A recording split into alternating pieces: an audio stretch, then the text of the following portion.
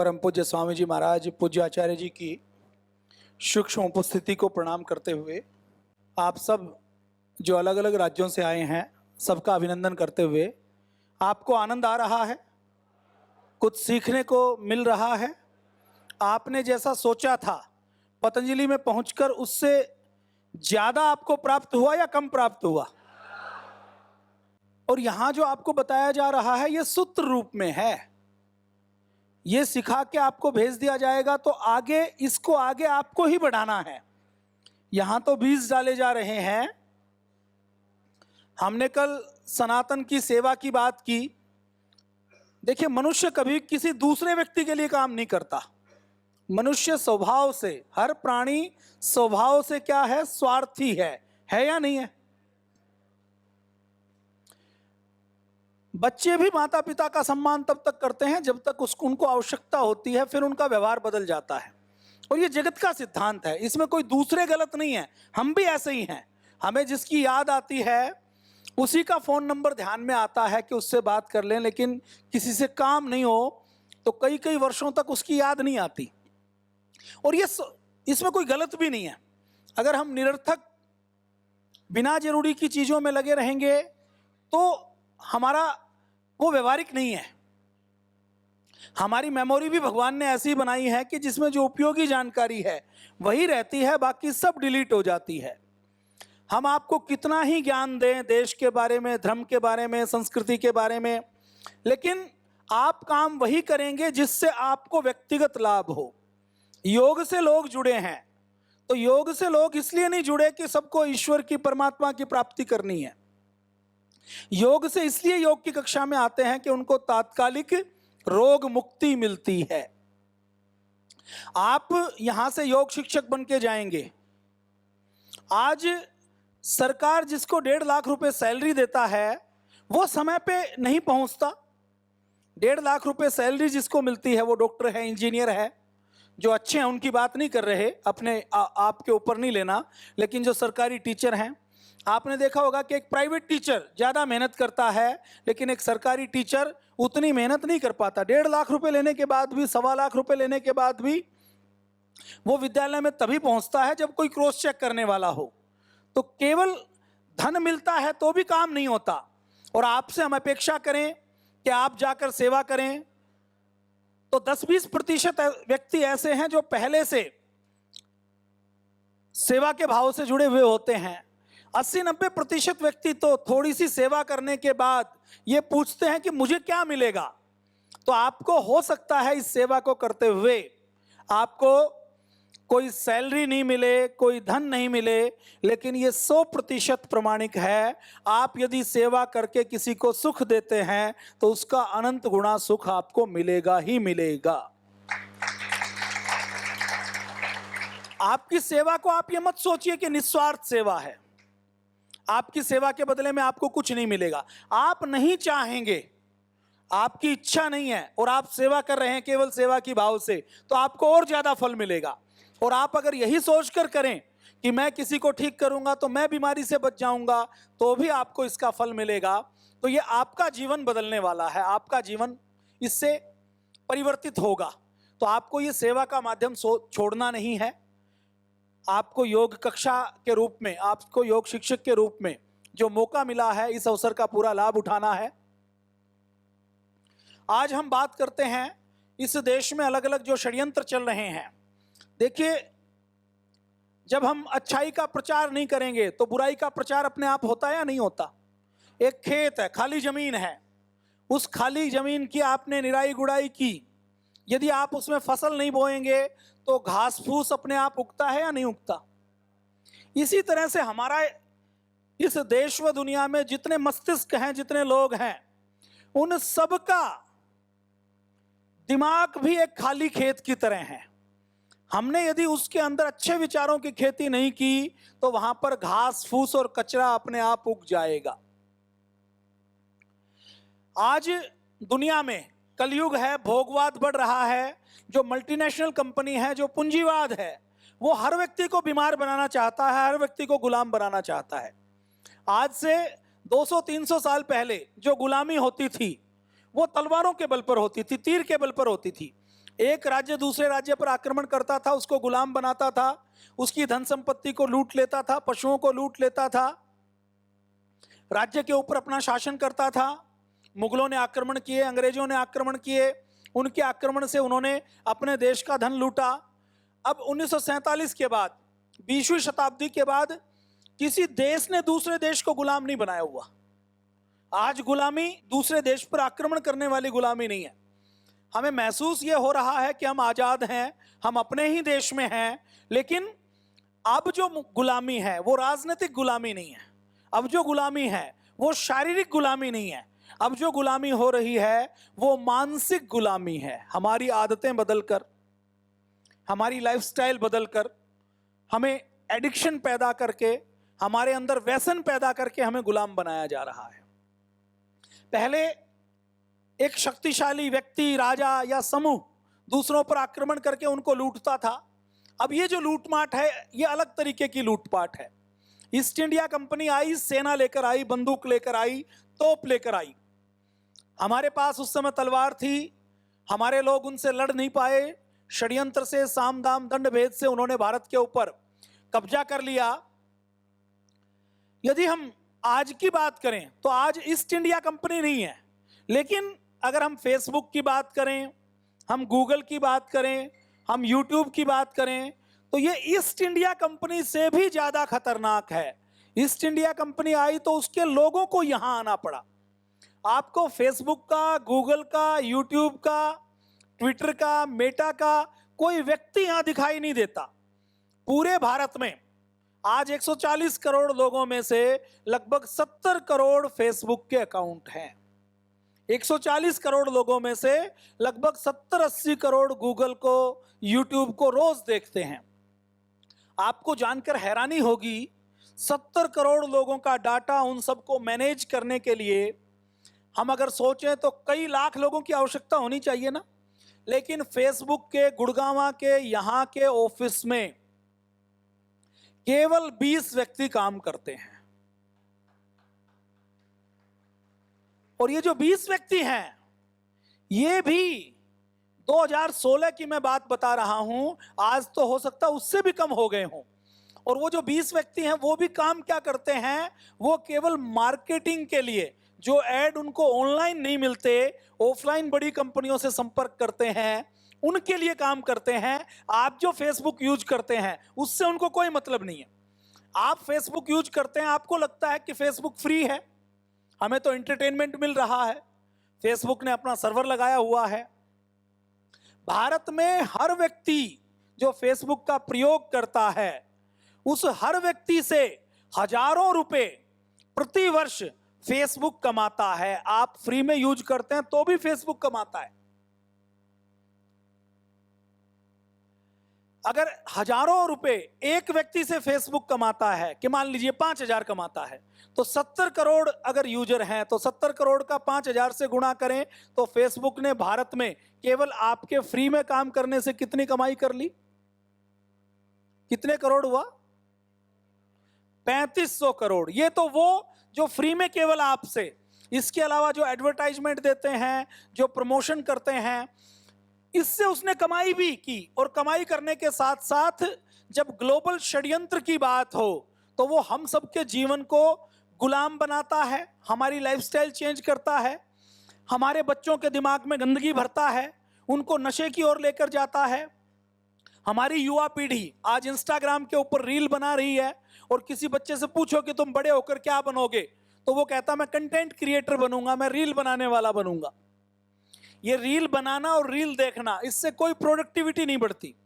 10%, 10 नहीं 1% यदि फेसबुक और इंस्टाग्राम का जितना कंटेंट है उसको छोड़ दिया जाए तो सारा कंटेंट ऐसा है जो पूंजीवाद को, वल्गर चीजों को, नशे को, हिंसा को, वासना को बढ़ावा देने का काम करता है। करता है कि नहीं करता?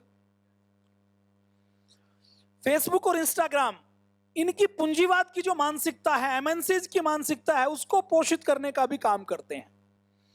साइकोलॉजी ऐसी बन जाएगी कि व्यक्ति काम नहीं करेगा। साइकोलॉजी ऐसी बन जाएगी कि व्यक्ति यह सोचेगा कि अगर मैंने दारू नहीं पी, अगर मैंने बियर नहीं पी तो मैं पिछड़ जाऊंगा। फेसबुक, इंस्टाग्राम हर व्यक्ति के अंदर ऐसे वासना के बीज बो रहा है और उससे वो कमाई कर रहा है।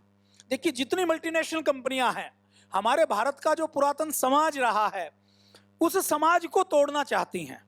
आप कल्पना कीजिए 30 साल पहले आपके गांव में कोई शादी होती थी तो गांव में कोई टेंट वाला आता था, कोई केटरिंग वाला आता था, कोई डिब्बा बंद सामान आता था, कोई बाहर से आप इन्वेस्टमेंट करते थे। शादी में खर्चा होता था, वो क्या खर्चा होता था?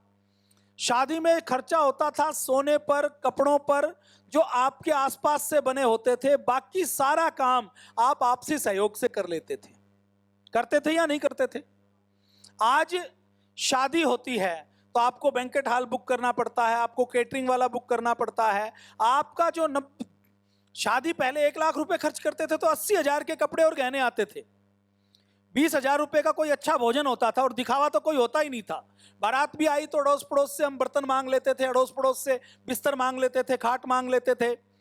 हमने खुद, मुझे ध्यान है कि हम जब 7-8 साल के होते थे तो कई शादियों में कोई बर्तन साफ करने वाला भी नहीं होता था। घर के जो छोटे बच्चे होते थे वो लड़की की शादी में बर्तन साफ करने का काम करते थे कि नहीं करते थे? मतलब कोई बाहर का खर्चा नहीं। लेकिन आज क्या है, शादी में 50 लाख रुपए खर्च होते हैं तो उसमें जेवर मुश्किल से 5 लाख 10 लाख का खर्च होता है, बाकी सब दिखावे के ऊपर खर्च होता है। यह पूंजीवाद का एक एग्जाम्पल है। दूसरा, परिवार। जब तक परिवार नहीं टूटेगा, जब तक लोग बीमार नहीं होंगे, तब तक मल्टीनेशनल कंपनियां मुनाफा नहीं कमा सकती।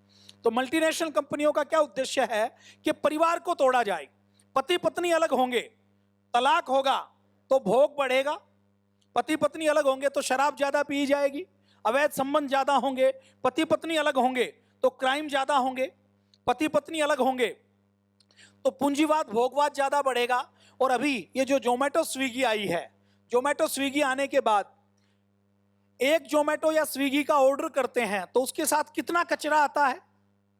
एक जोमेटो स्विगी के ऑर्डर के साथ उसकी पैकिंग करने में कितना खर्च होता है, वो हमारी जेब से ही लगता है। पर्यावरण के ऊपर कितना लोड होता है। आज हर घर से, जो बेंगलोर गुड़गांव में रहने वाला है, एक बड़ी मात्रा में कचरा निकलता है। हमने तो वो समय देखा है जब गांव में रहते थे तो पूरे गांव के कचरे में एक छोटा सा गांव के बाहर ढेर होता था, उसमें कचरा होता था तो वो कचरा नहीं होता था जो पृथ्वी माता को नुकसान करे। कचरा होता था तो भी उसमें पन्नी या कोई गत्ता, मिठाई का डिब्बा आ गया तो हम उसको संभाल के रखते थे कि ये दोबारा यूज हो जाएगा। पहले तो प्रयोग नहीं करना, प्रयोग करना तो उसको कई बार रीयूज करना। घर से केवल निकलती थी तो चूल्हे की राख निकलती थी, आपको ध्यान हो तो, और वो भी बर्तन मांजने में प्रयोग होने के बाद निकलती थी। आपने देखा होगा कि आपका गांव 400, 500, 2000 साल पुराना है और गांव के आसपास कोई कचरा नहीं। पूरे गांव का कचरा केवल एक, ये जो स्टेज का भी 1/4 हिस्सा है उसकी भी कुर्डी और उसकी भी खाद बन जाती थी। 10-12 साल में होता था या नहीं होता था? आज कितना कचरा निकलता है? वो कचरा ऐसा निकलता है जो 2000 साल तक भी डिकम्पोज नहीं हो सकता। तो ये जो सारी लाइफस्टाइल है, सारी आधुनिक एमएनसीज हैं, ये चाहती हैं कि हर व्यक्ति अकेला रहे, सोसाइटी खत्म हो जाए, समाज खत्म हो जाए, परिवार खत्म हो जाए। अमेरिका में रोज खाना बनाने का कोई कॉन्सेप्ट नहीं है। पूरे यूरोप में दिन में 2 समय खाना कोई नहीं बनाता। दिन में 2 समय ताजा खाना, 3 समय, अपने यहां तो 3 समय बनता है ना, 3 समय ताजा खाना बनाने वाला कोई भी सिद्धांत, कोई भी कॉन्सेप्ट नहीं है। अपना भारत केवल ऐसा देश है जहां पर दिन में 3 समय ताजा भोजन मिलता है। पूरे यूरोप में आपने देखा होगा, आपका कोई ना कोई परिवार का व्यक्ति रहा होगा, और आजकल तो मीडिया के माध्यम से जानकारी मिल जाती है। बहुत से ब्लॉगर मिले हुए हैं जो जब कहीं ट्रेवल करते हैं तो बताते हैं, रोटी है वो भी 7-7, 10 दिन की पैकिंग की आती है, सब कुछ पन्नी के अंदर पैक आता है। तो ये फेसबुक, मेटा, ये हमसे पैसा कमाती है और हमको मानसिक गुलाम बनाती है। आज हर व्यक्ति जो फेसबुक का प्रयोग करता है वो हजारों रुपए मेटा को देता है, फेसबुक को मिलते हैं। व्हाट्सएप का आप प्रयोग करते हैं, आपको लगता है कि व्हाट्सएप फ्री है, लगता है ना फ्री है, हम तो इसका 1 पैसा नहीं देते। लेकिन व्हाट्सएप से भी इसका मालिक भी फेसबुक है, मार्क जुकरबर्ग है जो मेटा कंपनी का है। मेटा का एक प्रोडक्ट फेसबुक है, एक प्रोडक्ट व्हाट्सएप है, एक प्रोडक्ट इंस्टाग्राम है। एलन मस्क ने ट्विटर को खरीद लिया। इसके बाद गूगल गूगल का सर्च इंजन गूगल का है, यूट्यूब गूगल का है, मैप गूगल का है। और ये सारा गुलामी कितनी गहरी है आपके बारे में आप जो नहीं जानते, आपकी पत्नी और आपके बच्चों के बारे में जो आप नहीं जानते, उससे ज्यादा फेसबुक और गूगल जानता है। आप घर में बैठे हैं, फोन टेबल पर है, आपने अपनी पत्नी से बात की कि फ्रिज खराब हो रहा है, नया फ्रिज खरीदना है। आप मोबाइल उठाएंगे, अगला ऐड आएगा, वो किसका ऐड आएगा? किसका आएगा? फ्रिज का आएगा। देखा है ना आपने? आपने सर्च नहीं किया, सर्च बिना किए ही। और हो सकता है आगे आने वाले समय में ऐसा समय आ जाए कि आप केवल सोचें आपको क्या चाहिए और आपको उसी का ऐड दिखाई दे। उस समय आप गुलामी की हद देखेंगे। एक वेब सीरीज है नेटफ्लिक्स पर, यूट्यूब पर उसकी समरी मिल जाती है, उसका नाम है ब्लैक मिरर। उसमें 50 साल बाद की दुनिया दिखाई है कि दुनिया का हर व्यक्ति पूरी तरह से गुलाम रहेगा, पूरी तरह से सोना, जागना, उठना, बैठना। अभी भी हम गुलाम है ना। हमारे बारे में जो नहीं पता उससे ज्यादा तो गूगल को पता है आपके बारे में। आप इस ऑडिटोरियम में कितने बजे से कितने बजे रहे और यहां पर एक एक फुट की दूरी का जानकारी गूगल को है, फेसबुक को है। हम क्या सोचते हैं, क्या खाते हैं, आपको कौन सी बीमारी है, आपको कौन सी बीमारी होने की संभावना है। मतलब आप एक व्यक्ति नहीं हो, उनके लिए आप एक प्रोडक्ट हो, आप एक उपभोक्ता हो कि आपको क्या बेचा जा सकता है। इस कदर की मानसिक गुलामी है। आज फार्मा कंपनी, मल्टीनेशनल कंपनी क्या चाहती हैं? पहले हम जो धन कमाते थे उसको खुद के लिए प्रयोग करते थे। आज जो आप धन कमाते हैं उसका एक बड़ा हिस्सा किसके लिए प्रयोग होता है? आज जो आप धन कमाते हैं उसका बड़ा हिस्सा आज जिसको लग्जरी के नाम पर, लीजर के नाम पर, लाइफस्टाइल के नाम पर, उसको दवाओं के नाम पर प्रयोग होता है। होता या नहीं होता? पहले घर में 20 साल पहले मुझे बताइए, आपके घर में जो खर्च होता था वो सबसे बड़ा खर्च रसोई घर का होता था या नहीं होता था? आज रसोई घर का खर्च, पहले रसोई घर का खर्च पूरे खर्च का 70-80% होता था, आज भी गांव में होता था। लेकिन आज शहर में, शहरी लाइफस्टाइल में रसोई घर का खर्च केवल 10% है या नहीं है? आपका टोटल खर्च है, उसका राशन जोड़ लीजिए, उसका रसोई घर का घूत, तेल और दूध जोड़ लीजिए, वो 10% है। बाकी 90% खर्च कौन से हैं? जिसमें 30-40% खर्च पढ़ाई का है, फिर दवाई का है। 40% पढ़ाई, 40% दवाई और 20-30% ऐसा है जो दिखावे का खर्च है। गाड़ी को मेंटेन करना है, कपड़े ब्रांडेड लेने हैं, घूमने के लिए जाना है, घर को अच्छा बनाना है, दिखावा करना है, शो ऑफ करना है, बाहर खाना खाने के लिए जाना है। ये है या नहीं है? तो ये अंतर कहां से आया? ये सब उपभोक्तावाद, पूंजीवाद और मल्टीनेशनल कंपनी ने षड्यंत्र किया है हमारी। अच्छा, ये कितने ताकतवर हैं?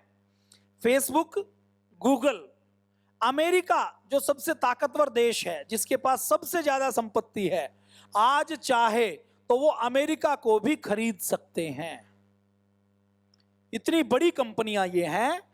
50-50 देश दुनिया के इकट्ठे मिलाकर आप उनकी सारी जीडीपी, 50 देशों के पूरे उत्पादन को जोड़ दें तो उनका जितना जीडीपी है उससे ज्यादा फेसबुक की, गूगल की, एप्पल की, इन बड़ी बड़ी कंपनियों की मार्केट कैप है। इतनी ताकतवर है। और देखिए, देश बहुत बड़ा होता है। किसी भी देश के प्रधानमंत्री को, प्रेसिडेंट को खरीदकर, WHO को, यूएनओ को खरीदकर, किसी देश के हेल्थ मिनिस्ट्री को खरीदकर उसको अपनी जेब में रखना इनके लिए दाएं हाथ का खेल है, कोई बड़ी बात नहीं है। और कोई भी व्यक्ति इन बड़ी कंपनियों से, इन मल्टीनेशनल से, इन माफियाओं से टक्कर नहीं ले सकता। फेसबुक कमाई तो करती ही करती है। कमाई करने के साथ साथ आपने देखा होगा जब कोरोना आया तो उस समय फेसबुक ने क्या षड्यंत्र किया?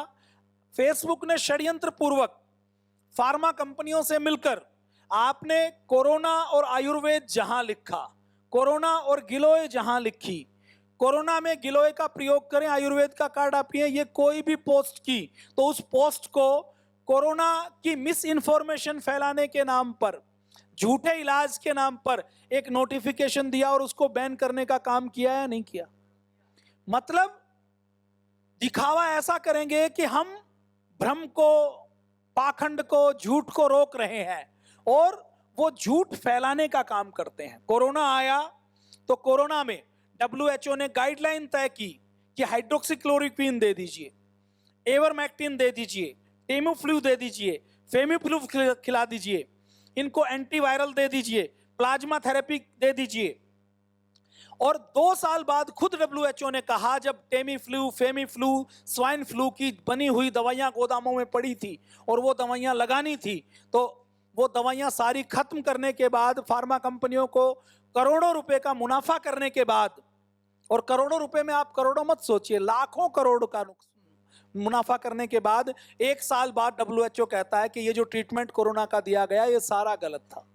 मतलब जिस WHO को इलाज नहीं पता, उसमें अगर गिलोय से इलाज हो रहा है, तो WHO के नाम पर लोगों को क्वारंटाइन करना, लोगों की जांच करना, लोगों को कर्फ्यू में रखना, लोगों का झूठा इलाज करना, ये षड्यंत्र किया गया। और षड्यंत्र करने के बाद भी कोरोना आज गायब हो गया क्या? खत्म हुआ क्या? कोरोना आज है या खत्म हो गया? और कोरोना जो पहला आया उससे ज्यादा है या कम है? ज्यादा है या कम है? पहली बार जो कोरोना आया अप्रैल 2020 में, तो कोरोना का एक वेरिएंट था। और कोरोना ऐसा बहुरूपिया है, आपने मायावी राक्षस का नाम सुना ना, कि उसको आप तलवार से मारो, वो हाथी के रूप में तलवार से मारो तो मच्छर बन जाएगा, मच्छर की स्प्रे से मारो तो वो कुछ और बन जाएगा। मतलब वो अपने लाखों वेरिएंट कॉपीज तैयार कर सकता है। और ये बात पहले से पता थी सबको। ये बैक्टीरिया वायरस धरती पर जब इंसान नहीं आया था, ऐसे 32,000 करोड़ साल पहले से हैं। जब पृथ्वी बनी थी तो सबसे पहले आदमी नहीं बना, सबसे पहले बैक्टीरिया और वायरस बने। आज भी नॉर्थ पोल पर, साउथ पोल पर, अंटार्कटिका में खुदाई करते हैं तो 3-3 हजार साल पुराने बैक्टीरिया वायरस निकलते हैं। जो 3,000 साल बर्फ में दबने के बाद नहीं मरा, उसको हम किसी दवा से मार सकते हैं? ये तो ऐसा हो गया कि इस कमरे के अंदर कोई मच्छर है और मच्छर को मारने के लिए मिसाइल छोड़ दें तो मच्छर मरेगा या कमरा मरेगा? कमरा उड़ जाएगा ना। तो ये वैसी लड़ाई थी। और लड़ाई क्या थी? लड़ाई फार्मा कंपनियों को लाभ पहुंचाने की थी। कोरोना के नाम पर वैक्सीन बनाई गई। कोरोना का उस समय एक वेरिएंट था, उस समय सबको क्वारंटाइन किया गया। सबको अपने जीवन में कोरोना हुआ या नहीं हुआ? और ये अगर उसी समय हो जाता तो हमारे अंदर, देखिए हमारे सिस्टम क्या है कि वायरस का इन्फेक्शन हुआ, हमारा शरीर एंटीबॉडीज, उससे लड़ने वाले सैनिक बना लेता है। और एक बार लड़ने वाले सैनिक बनाता है तो वो जो हमारे टी सेल्स हैं, उनकी मेमोरी ऐसी होती है कि वो देख लेते हैं कि ये दुश्मन आया तो इससे ऐसे लड़ना है, इसके ऊपर ये हथियार का प्रयोग करना है। और वो दुश्मन आने के बाद हमारा शरीर बैक्टीरिया वायरस से लड़ता है। इन 1,96,08,53,000 सालों में हमारे शरीर के अंदर जितने हम हैं, हमारा जो जीनोम है, हमारी जो कोशिकाएं हैं, उसमें हमारी अपनी कोशिकाएं तो कम हैं, अरबों खरबों। हमारे शरीर का 70% हिस्सा ऐसा है जिसके मालिक हम नहीं है, जिसके मालिक अलग अलग बैक्टीरिया हैं। पेट के अंदर तो 2 किलो बैक्टीरिया है ही, हमारे शरीर के अंदर भी बैक्टीरिया है। हमारा शरीर बैक्टीरिया से बना है। और हमारा शरीर ईश्वर ने ऐसा बनाया है कि बाहर का कोई बैक्टीरिया वायरस आएगा तो उससे हम लड़ने का तरीका हमारा शरीर अपने आप खोजता है। बाहर से कोई लड़ाई नहीं लड़ी जा सकती, बाहर से केवल थोड़ा सा फैसिलिटेट किया जा सकता है। तो यह षड्यंत्र किया गया। फिर वैक्सीन निकाली गई, एक वैक्सीन लगाई, ये कहा कि इससे कोरोना ठीक हो जाएगा। फिर कहा दूसरा वेरिएंट आ गया, दूसरी वैक्सीन लगाओ। तीसरा वेरिएंट आ गया, तीसरी वैक्सीन लगाओ। चौथा वेरिएंट आ गया, चौथी वैक्सीन लगाओ। लगाई या नहीं लगाई? और आप में से किस किस ने वैक्सीन लगवाई? हाथ खड़ा करो। सब के सब मूर्ख हैं। स्वामी जी ने मना किया ना, फिर भी आपने लगवाई। क्यों मूर्खता की? अब किसी दिन पके हुए आम की तरह टपक गए तो टपाटप टपक रहे हैं ना, स्टेज के ऊपर बैठे हुए, लेटे हुए, ऑफिस में गए हुए। किसने नहीं लगवाई वो हाथ खड़ा करो। चलो इनका अभिनंदन है, इन्होंने नहीं लगवाई। अब देखो षड्यंत्र क्या है। भारत सरकार में ईमानदार व्यक्ति होते हुए भी उनको भी यूएनओ का पालन करना पड़ेगा। भय ऐसा बना दिया। उस समय यदि हमारी सरकार वैक्सीन नहीं बनाती तो विपक्षी दल थू थू करते देश के लोगों को मरने के लिए छोड़ दिया। कहते या नहीं कहते? WHO ने कहा कि इसके लिए वैक्सीन बनाओ। उस समय जो फाइजर ने, मॉडर्ना ने जो वैक्सीन बनाई, उस वैक्सीन को अलग अलग देशों में 5-5, 7-7 हजार रुपए में बेचा गया। जब ये बात आई कि भारत के लोग तो खरीद नहीं सकते, तो फिर क्या हुआ कि सरकार कंपनी को पैसा देगी और लोगों को फ्री में मिलेगी। तो वैक्सीन फ्री में थी, लोगों ने उसका पैसा नहीं दिया, लेकिन सरकार को उसका पैसा देना पड़ा या नहीं देना पड़ा। अब वो पैसा कहां से आया? सरकार के पास कोई खजाना है? सरकार हमारे टैक्स के पैसों से पैसा देती है। फायदा किसका हुआ? कंपनी का हुआ या नहीं हुआ? फार्मा कंपनी को लाभ हुआ या नहीं हुआ? तो षड्यंत्र ऐसे करते हैं। उस समय योजना बनी कि अब क्योंकि इतनी वैक्सीन है, हर देश ने अपनी बाउंड्री को सील किया और ये कहा कि जिसने वैक्सीन नहीं लगाई उसको घुसने नहीं दिया जाएगा। अब मान लीजिए किसी ने वैक्सीन ए वेरिएंट की लगा दी कोरोना की, और उसको बी वेरिएंट हो गया, तो बी की लगा दी तो सी हो गया, तो और ये वेरिएंट कोरोना के हजारों हो सकते हैं। हजारों कोरोना अभी तक आए हैं और हजारों कोरोना जैसे वायरस आगे आने वाले समय में आएंगे। तो इन वायरस से क्या वैक्सीन से बचा जा सकता है? बचा जा सकता है क्या? वैक्सीन से वायरस से बचाव हो सकता है?